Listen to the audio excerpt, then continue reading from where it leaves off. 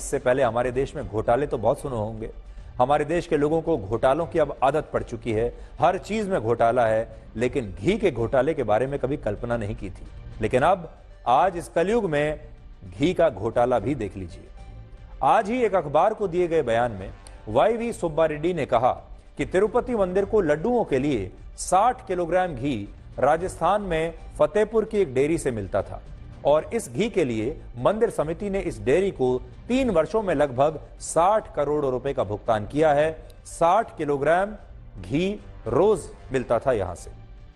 इसका मतलब यह हुआ कि 3 वर्षों में मंदिर समिति ने इस डेयरी से 65,700 किलोग्राम घी खरीदा और 1 किलो घी के लिए उसे लगभग 1500 रुपए का भुगतान हुआ। 1 किलो घी के लिए 1500 रुपए, जिससे सवाल खड़ा होता है कि जब मंदिर समिति ने लगभग 400 से 500 किलोग्राम में कर्नाटक से नंदिनी ब्रांड का घी खरीदने से इनकार कर दिया, 400 से 500 रुपए के भाव, जब नंदिनी का घी आप नहीं खरीद रहे, तब पूर्व सरकार राजस्थान की एक डेयरी को घी के लिए 1 किलो के हिसाब से 1,500 रुपए का भुगतान कैसे कर रही थी।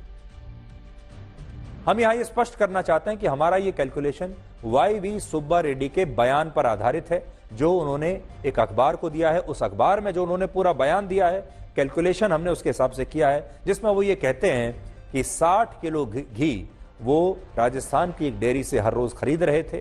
3 साल तक उन्होंने खरीदा और उसके लिए 10 करोड़ रुपए का भुगतान किया। उसके हिसाब से जो कैलकुलेशन आता है वो आपकी स्क्रीन पर है।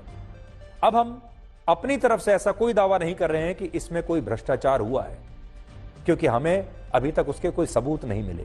लेकिन कॉमन सेंस ये कहती है कि भ्रष्टाचार हुआ होगा और आज इस मामले की जांच करना बहुत आवश्यक है, वरना हमारे देश के जो करोड़ों हिंदू हैं उनकी आस्था का यह अपमान माना जाएगा, उनकी आस्था के साथ मजाक माना जाएगा और ये करोड़ों हिंदू जो हैं इनका मंदिर के प्रसाद से हमेशा के लिए विश्वास उठ जाएगा, जो कि बहुत बुरी बात है। आज इस मुद्दे पर मुख्यमंत्री चंद्रबाबू नायडू ने अपने आरोपों को फिर से दोहराया, जबकि YSR कांग्रेस ने इस मामले में हाई कोर्ट में एक याचिका दायर करके यह मांग की है कि हाई कोर्ट को चंद्रबाबू नायडू के आरोपों की जांच के लिए एक कमेटी बनाकर बाकायदा एक जांच करवानी चाहिए। पूर्व मुख्यमंत्री जगन मोहन रेड्डी ने आज कहा कि चंद्रबाबू नायडू के आरोप बिल्कुल बेबुनियाद हैं और वो इस मामले में प्रधानमंत्री मोदी और सुप्रीम कोर्ट के चीफ जस्टिस DY चंद्रचूड़ को चिट्ठी लिखेंगे और तथ्यों को तोड़ मरोड़ कर पेश करने के लिए चंद्रबाबू नायडू के खिलाफ कानूनी कार्रवाई करने की मांग करेंगे। तो जगन मोहन रेड्डी ने पहली बार आज इस पूरे विवाद पर अपना मुंह खोला है। क्या उन्होंने कहा है आज आप देखिए। लेकिन ये घी का घोटाला तो है, लेकिन राजनीति भी जबरदस्त चल रही है और राजनीति हो रही है चंद्रबाबू नायडू और जगन मोहन रेड्डी के बीच। దానిపై కూడా అనేక కంప్లైంట్లు, కడాన ప్రసాదంపై కూడా కంప్లైంట్లు వచ్చే పరిస్థితికి వచ్చింది.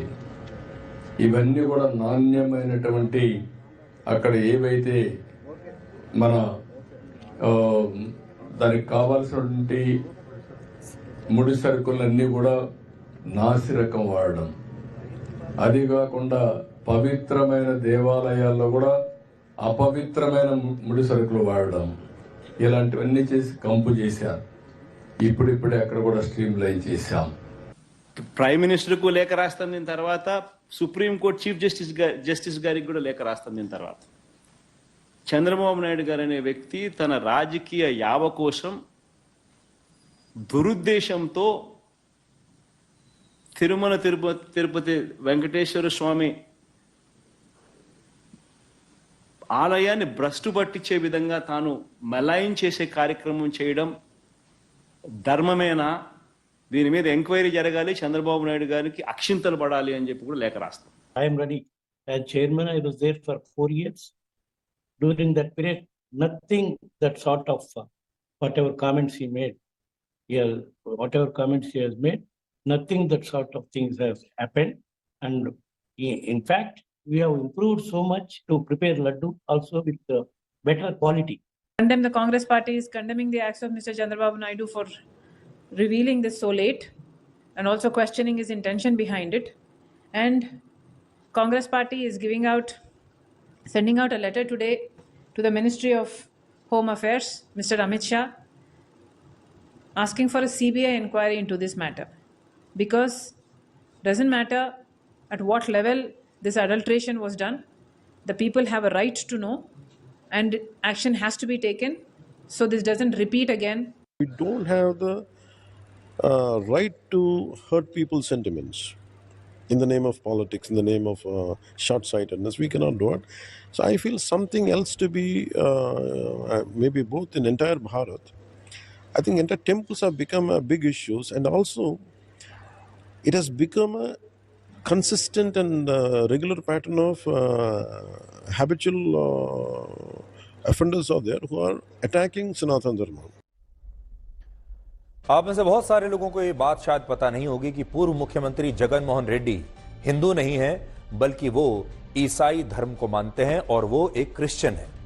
जब भारत अंग्रेजों का गुलाम था, तब वर्ष 1930 के दशक में जगन मोहन रेड्डी के परदादा ने हिंदू धर्म को छोड़कर ईसाई धर्म को अपना लिया था, और जगन मोहन रेड्डी ने भी कभी अपने धर्म को लोगों से छिपाने की कोशिश नहीं की।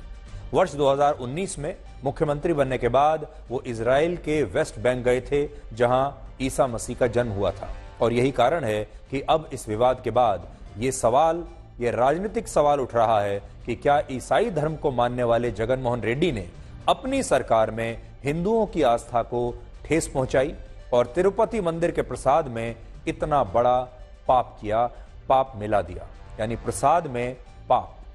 जगन मोहन रेड्डी खुद पर लग रहे आरोपों को खारिज कर रहे हैं और अपने परिवार की कसम भी खा रहे हैं, लेकिन मुख्यमंत्री चंद्रबाबू नायडू ने इस मामले को इतना बड़ा बना दिया है कि इससे 88% हिंदुओं की आबादी वाले आंध्र प्रदेश में जगन मोहन रेड्डी की राजनीति खत्म भी हो सकती है।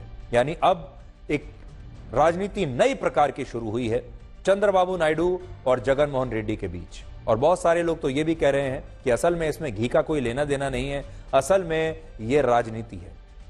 और क्योंकि चंद्रबाबू नायडू इतने मजे हुए खिलाड़ी हैं राजनीति के, उन्होंने मुद्दा भी ऐसा चुना है जो मुद्दा हर हिंदू के घर तक जाएगा, हर हिंदू के दिल तक जाएगा, हर हिंदू के आस्था तक जाएगा। और उन्होंने ये मुद्दा उठाकर ये बताने की कोशिश की है कि जगन मोहन रेड्डी ने हिंदुओं की आस्था का अपमान किया है, और ये एक बहुत बड़ा राजनीतिक मुद्दा आगे चलकर बन सकता है। ये ऐसा मुद्दा है जिस पर चुनाव जीते जा सकते हैं और चुनाव हारे जा सकते हैं। आज तिरुपति मंदिर के एक पूर्व पुजारी ने यह दावा किया कि उन्होंने प्रसाद में खराब क्वालिटी के घी के इस्तेमाल को लेकर कई बार इस ट्रस्ट को शिकायतें की, इस बोर्ड को शिकायतें की, लेकिन ये जो समिति है, बोर्ड है मंदिर का, इस मंदिर समिति के पूर्व अध्यक्षों ने कभी भी इन शिकायतों को गंभीरता से नहीं लिया।